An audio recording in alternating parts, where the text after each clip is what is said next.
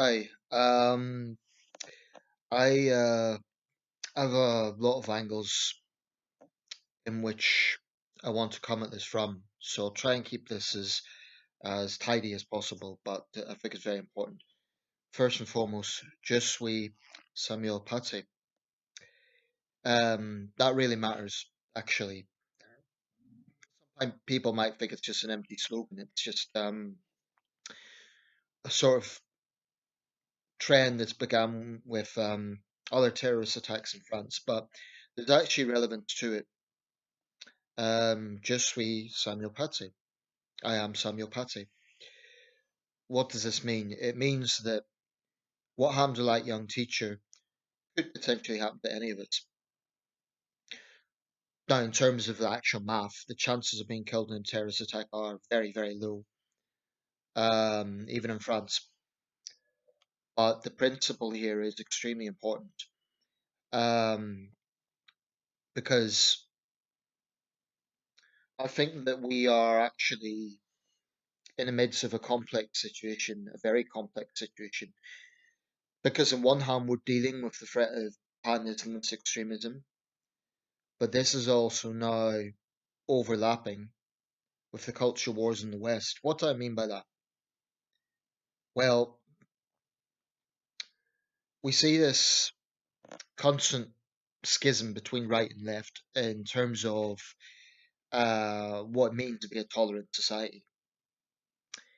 Um, and you get left wing factions, such as Hope Not Hate, who believe that the whole situation can be defined as far right, unpleasant neo nationalist thugs, the likes of Combat 18 and other ultra nationalists who, left unchecked, would get the upper hand. And they accuse centre right wing people, like the Conservative Party, of pandering to that. They believe it's a real threat, and I think their their fears are sincere. But I reiterate what I said in the video about Hope Not Hate, that their silence over Pan Islamism is inexcusable. In fact, I think it's worse than that. I think it's unforgivable. Um, when we're talking about left and right, it's very, very important to understand that these are big, you know, big terms. Not all left wing people are apathetic to Islamic extremism. I know of people well on the left, they're very critical of the Conservative Party. They're generally pro refugees. And they have a lot of positions that could well be positioned to the political left, but they are honest about the threat of pan-Islamism, and they have contempt for it, as do I, as should any level-headed person.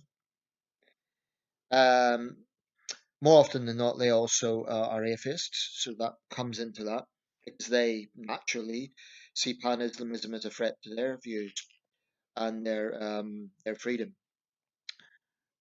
So those people, they are clued in. They know what's happening. But there is another faction of the left, and I think it's exemplified by the likes of Hope Not Hate, who pretend to be promoting tolerance, but they're actually protecting intolerance by appeasing pan-Islamism. No, they're not stupid. They're not going to come out and support the extreme positions of pan-Islamism, and of course they'll condemn terrorism. Although not every incident, as we've seen, they've been silent about the death of Mr. Paty, but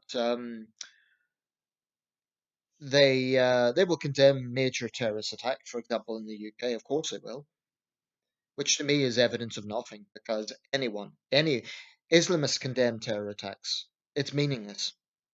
I honestly think it's meaningless. It's right that people condemn terrorism. I think condemning terrorism without acknowledging the ideology or without understanding what's going on here is meaningless. It really is, which is why I felt that Jeremy Corbyn's attitude was so lightweight. It was so meaningless. So when Corbyn's supporters said, "Oh, Jeremy's repeatedly condemned terrorism," yeah, he has, but he never spoke about Islamic extremism. Now, of course, Corbyn's no longer the leader of the Labour Party. He's history's man, right? But I'm not overly convinced that Keir Starmer's Labour is going to be a lot more outspoken. I think they're going to reject some of the regressive attitudes of the Corbyn era. I think they're going to be a lot more mainstream. That's all good. But I still fear, and I use the word fear, that even now, after 2 decades of Islamist terror in Europe, because we can go back to the Madrid bombing, to London bombings, this isn't. This doesn't just begin with the Paris attack in 2015. This goes way back. Indeed, it goes beyond that if we date it to the backlash of the Satanic Verses in 1989. One could argue that was the seeds of Islamic extremism in Europe um, and beyond. But, this has been going on for 2 decades. And whilst Islamism has generally become a used term, not long ago, the Metropolitan Police was musing on the idea of dropping it as a term. Now, that to me is deeply alarming. Would they drop using this term because they don't want to give oxygen to Islamists?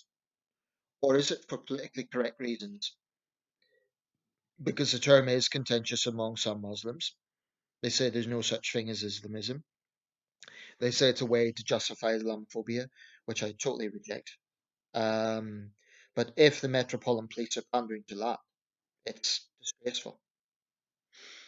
Um, as it stands, this is the most pronounced and most deadly form of extremism in Europe today. Yes, you get far right cells, you get far right groups. Yes, you get animal liberation extremists. And I would suggest that Extinction Rebellion is getting into the borderlines of green extremism, although they're certainly by no means comparable to Islamist groups. If we look at the far right, because they're the natural comparison that the left like to come out with, like or the regressive left, I should say, when people talk about Pan Islamism, they say, "Oh, but what about X, Y, and Z?" Well, I'm fully aware of the likes of Combat 18 and other neo-Nazi groups, and they are neo-Nazis. These people aren't messing around. They are dangerous. Whilst they may not have a record of terror attacks, they are dangerous and they are brainwashing young people. But when Hope Not Hate fixate some groups like that, they're taking their eye off the ball of Islamic extremism. Why does this matter? It matters because every time the government tries to do something about it, for example, the Prevent program, we get Muslim lobby groups like the Muslim Council of Britain scream about how Islamophobic it is. My message to them is you say you're against terrorism, well, make a decision. Start supporting the government, start supporting measures to tackle terrorism, or you're going to be seen as part of the problem. Because it's all very well condemning terrorism, but if you're actively standing in the way of things being done about it, they might retort, for example, and maybe mosques say, well, we've got rid of our extremists, we've expelled them from the mosque. And I say, good, I welcome that. That's good. But there also has to be a change in attitude. If you look at the response to what happened to this young man, there was a lot of condemnation, of course, a lot of revulsion, including from a lot of Muslims. To be fair, they did. They said it was horrible. That was that. But it is irrefutable that there were also a lot of apologists. I got enraged the other day when I saw someone, whether he was a convert or not, I don't know, but he actually insulted his teacher and basically went into victim blaming. He denied he'd done it. We had a lengthy back and forth. A lot of other people were just as disgusted as I was by his comments. He claimed he opposed the murder, but he was basically trying to draw a moral equivalency. Now, you don't have to look too far, unfortunately, on cyberspace to see the Islamists come out of their swamp to promote the ideology that led to this man's brutal murder. Um, In countries like Pakistan, Saudi Arabia, and Iran, and pretty much every conservative and or theocratic Islamic country, um, you will see rampant opinions justifying this sort of act. Rampant. They will see the murderer not as a murderer, but as a martyr to Islam because he was shot by the police. So we should be under no illusions that we're not talking about a few fringe extremists here. We are talking about mainstream support. But the scary thing is, or the dangerous thing is, most of those people would not themselves carry out a terror attack, but they will support it. And I actually think they're almost more dangerous than terrorists themselves. I think things can be done about terrorists. If someone's on a terror watch list, I think if they are not a national of France or the UK, they should be deported back to their home country. And if it gets into a moral question of, let's say they're Egyptian, oh well, they could be tortured by the Sisi regime. We're a country that's against torture. But you have to look at the utilitarian option. The safety of potentially hundreds of people, if it was a large scale attack like Paris, versus the welfare of one known extremist. I think it's obvious what the answer is. We cannot gamble with our security. That's a human rights issue, actually. That is a human rights issue, the safety of the public from Islamist fanatics. Um, but it's ironic that the regressive left are silent about this, because if you look at the views of Pan Islamists, they are ultra conservative. You know, they're deeply misogynistic, deeply homophobic, deeply anti Semitic. Certainly the first two are things that you can find with in ultra conservative circles, ultra conservative, not mainstream conservative. So that's ironic. I personally think that the reason the likes of Hope Not here are silent about this is because Muslims are a minority and they think if they speak out, it's somehow bigoted. Nick Lowell's of Hope Not here has himself been accused of Islamophobia, which is incredible.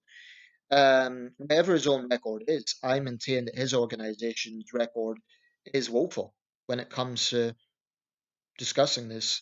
I'm not talking about the routine condemnation of a terrorist attack. They need to start working on this. Now, to be fair, I know people who have been involved in Hope Not Hate, and to their credit, um, and I don't think she'll mind me quoting her here, Tamina Kazi. Um, she's fantastic. She was in Hope Not Hate, and she did push them to try and address the issue of Islamism more. She's no longer affiliated with them. So there are people within Hope Not Hate recognise that do, but they are a minority, and unfortunately, the mainstream of Hope Not Hate is very much we can't talk about that. It's a disgrace. It makes me very angry. You might think, why am I focusing on Hope Not Hate? Because it is one of the bigger groups. I mean, they have 250,000 supporters online. When I raised this issue the other day, I was told by a Hope Not Hate member that I was a drunk and to get back to reading the Daily Mail or something to that effect. So they're very reactionary. Anyone who challenges them must be a right wing blowhard or dog whistling. That's one of their favourite go tos. But you know, this really is a very, very serious situation.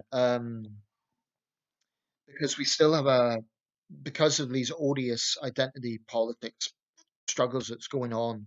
You know, when you get an actor who is publicly shamed because he says that he's not going to apologize for being a white man, I'm talking about Lauren Fox, when that becomes a controversy, when you get a long-serving historian who says one stupid thing which he shouldn't have said, but he does apologize for, and then he's suddenly cancelled and his whole profession's over, talking about David Starkey, you know, that's where the regressive left have their focus. That's what they care about. They don't really care about the fact there is a deadly death cult ideology that genuinely wants us to live as slaves under Islamic theocracy. This is not conspiracy theories. This is not paranoia. This is their stated agenda. And it's fascism, actually. So those anti-fascists, you know, who react to this, I would say, okay, tackle fascism. Focus on Islamism. A lot of them won't do it. So I do say it's moral cowardice, because if you're taking a position of opposing extremism, opposing fascism, and yet you're actively turning a blind eye to one kind of fascism, to me that comes from a position of cowardice, because you don't have the integrity, you don't have the guts to stand up to it. And as for the expression "Je suis Samuel," you may or may not agree with showing images of the prophet, but I still say "Je suis Samuel" because this is a free speech issue. As I understand it, when he showed this in his lesson about, he was a history teacher, he actually asked some Muslim children to leave. So it's not like he was just trying to provoke for the sake of it. Not that there's ever a rational equivalency there. And there are many Muslims who would say that murder is never an excuse as a response. But there is also many who say that it is, particularly in societies like Pakistan, Saudi Arabia, and so on. So I do believe that if someone is not a British national or French national, it's absolutely justified that they get deported. If they are a British national, then they need to be de-radicalized, um, which is no easy thing. But there needs to be early prevention, and Muslim lobby groups need to make their mind up. Are they going to support it or not? If they're constantly going to put up barriers and shout Islamophobia, even though, by the way, the Prevent program targets the far right as well, that's something they overlook when they say it's Islamophobic. The Prevent program targets far right grooming, it targets far right activism as well. So we need to stop this culture of fear where we can't even talk about the problem, where people get accused of racism or dog whistling or Islamophobia because they mention Islamic extremism. And I really, really have a problem with those left wing people, and they are predominantly on the left, who cringe when they hear the word because they think it's somehow stigmatizing all Muslims. It's not. In fact, I would argue that this ideology is just as much a threat to Muslims as it is to everyone else. Remember, a few years ago, there was a shopkeeper in Glasgow, a Muslim man who was murdered by an Islamist who had travelled hundreds of miles from the northwest, went up to Glasgow and murdered the man, all because he got on well with his Christian neighbours. This is an extremely, extremely intolerant totalitarian ideology, and it has no place in Western democracy. And the sooner we realise that, the better. But this also comes down to the attitude that we take. When there's a terrorist attack, the response should be entirely with the victims and entirely on confronting the ideology. It shouldn't be, oh, Islam understanding week. It shouldn't be stand with Muslims. Yes, sometimes there is reprisals to some extent. You might get some mosques are vandalized, but I would argue the scale of atrocities that Europe has went through in recent years, which by the way doesn't even come close to what Middle Eastern countries and West Africa has gone through. I mean, Nigeria has shed blood in the thousands over this. Boko Haram is actually the world's deadliest terror organization, killed even more people than ISIS. But what Europe's went through, the idea that the onus is on Europe to reach out to Muslims, I think is odious. I would say, frankly, the onus is on Muslims to show that they recognize and condemn Islamism. It's not good enough to just condemn terrorism. They need to recognize that this is a problem within Islam. They have to. And that's controversial because there is the refrain, it's nothing to do with Islam. I find that to be an excuse. It's washing your hands of the problem. Now, does that mean that individual Muslims are to blame for terrorism? Of course not. Of course not. But put it this way, I, as a white man, as a white Western agnostic man, I recognize that I need to acknowledge there is a problem on the far right. And I will briefly say there are some on the right who like to downplay that. The threat isn't on par because they haven't killed anywhere near the same number of people. In the UK, for example, almost 100 people have died from Islamic extremism in the last 2 decades, compared to, you can probably count on one hand, terrorist incidents involving the far right. Off the top of my head, the assassination of Joe Cox, the murder of Mohammed Salim, and there's been a few other incidents. But large scale terror attacks in Britain, I'm talking about Britain here, no, that's largely been the domain of Islamic extremism. The London bombings, the Manchester Arena bombing, the London Bridge attack, the Westminster Bridge attack, all Islamic extremism. So, whilst both are a threat, it is obvious that Islamic extremism is the bigger threat. And I really do think that the regressive left are guilty of appeasement by trying to silence people like myself and others who talk about this or trying to smear us as being far right. I loathe the far right, and unlike some conservatives, I do believe there is such a thing as the far right. I do believe they're a problem, and their way of thinking is alien to me because you dig beneath the surface, their issue isn't just with Muslims or rather with Islamic extremism. They're against so-called race mixing. They really are far right. So I think that it's a question of honesty, it's a question of consistency, and it's a question of recognizing that this toxic ideology is not compatible with Western democracies. Some people have even tried to blame French secularism. Now, it's true that French secularism is more pronounced than it is in other European countries, but then we ask this question: are Muslims persecuted in France? Are they prevented from reading the Quran? Are they prevented from attending mosque? No. So it's odious to try and say that, well, French secularism persecutes Muslims. It doesn't. It really doesn't. It's insistent, and as President Macron says, there has to be a right um, to criticize religion, to speak candidly about these things. I give Macron credit. Along with Donald Trump, he's one of the few Western leaders who has really vocally spoken out against Islamism. Even Boris Johnson hasn't particularly as prime minister. Um, But if he did, what would Hope Not Hate say? They would say, oh, he's dog whistling to the far right. Hope Not Hate is pathetic when it comes to this.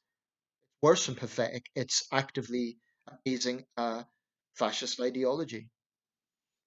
So I have no respect for them. Um, but everyone of goodwill, whether you're a Muslim or not, you need to recognize this ideology. And whether Islam itself is a problem, it can be debated. I would never support banning Islam, you know, because what China's doing is appalling. But there has to be a recognition here that there is a particular problem within Islam. So I'm sorry, as long as things like this happen, you cannot, with a straight face, lecture people about Islam being a religion of peace and tolerance. It's not. It very clearly isn't. And I hope there comes a day when people can say that without being accused of being far right. Islam is not a religion of peace and tolerance. There may be peaceful and tolerant Muslims, but it's not a religion of peace and tolerance so long as incidents like this happen. Someone in, let's say, the position of Keir Starmer would never say that, but I do hope that Starmer drops the political correctness and starts speaking out against Islamic extremism. Because frankly, the Labour Party has a lot of people um, who would want this stuff to be silenced. So that's the situation we're in. I've made videos about this subject before, but I say Suis, Samuel Paty, because any of us who speak out against this, any of us who offend Islam in any way, for example, by questioning the biography of the Prophet, and I say, why not? He's a historic figure. Why should his life be above scrutiny any more than any other historic figure? But, any historian who took a negative slant with that would have their life threatened. That's unacceptable. It should be unacceptable. And as for, the idea that cartoons are provocative or whatever, okay, you may not like them, but at least don't make analogies. I can say, well, you think that that's unnecessarily provocative, but it's never an excuse for violent extremism. But something has to be recognized.